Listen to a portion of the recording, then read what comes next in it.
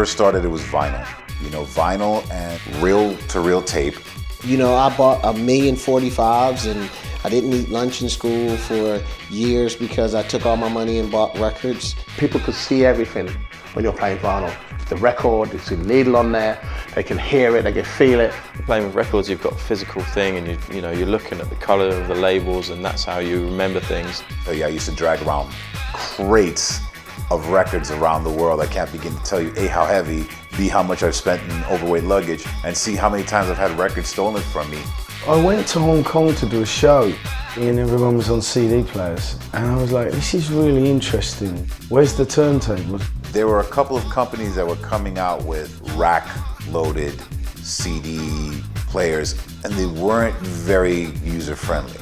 Pioneer contacted me and I sat down with them and they were working on introducing a CD player.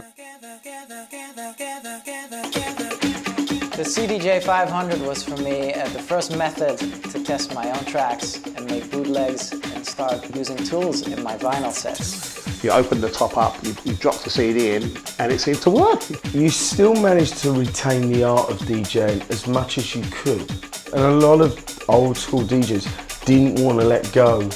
There were a lot of people, a lot of DJs, like, oh, people that play with CDs aren't real DJs. They couldn't tell me that. I played a couple of shows where I was installing the CDJs and half of my crowd would walk away because I wasn't going to be a real DJ. It's important to embrace technology and it's important to move forward.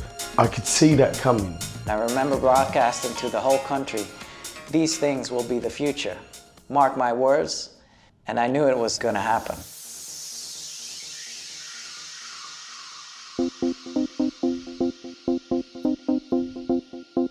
The CDJ 1000 dramatically changed the DJing game for me.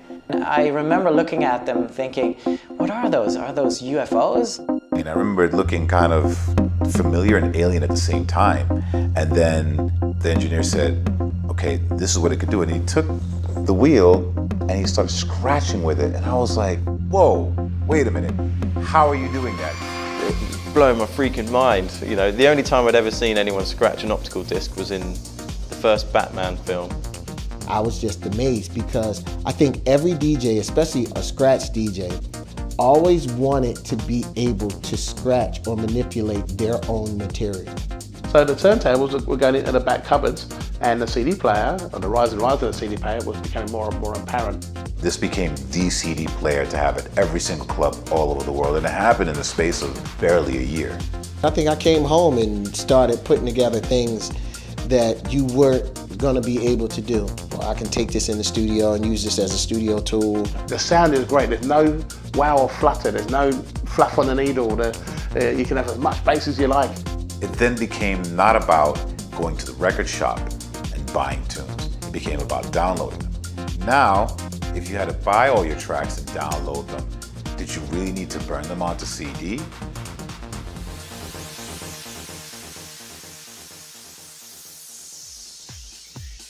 I've never used a laptop, never will, because I think you put something between you and the crowd, you lose something special. I was really happy to find out that with the CDJ 2000, you were able to play music from your USB stick. Pop my USB in, I'm ready to go.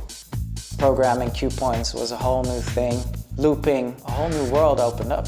You could do things that you couldn't previously do, like you can quantize all your loops. I mean, just that small feature alone was just so great.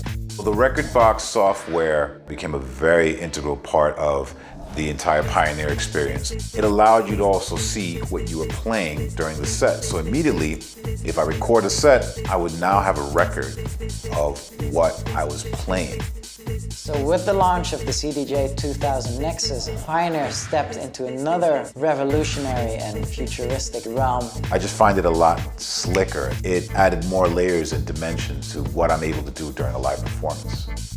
You could do some amazing stuff like slowing 4 tracks down at the slip mode. Overall, it's just another step up for the world of CDJs. You can tell that somebody's paying attention to the needs of a DJ, and not just one DJ. They're paying attention to the needs of all DJs. It's the setup in every nightclub in the world now.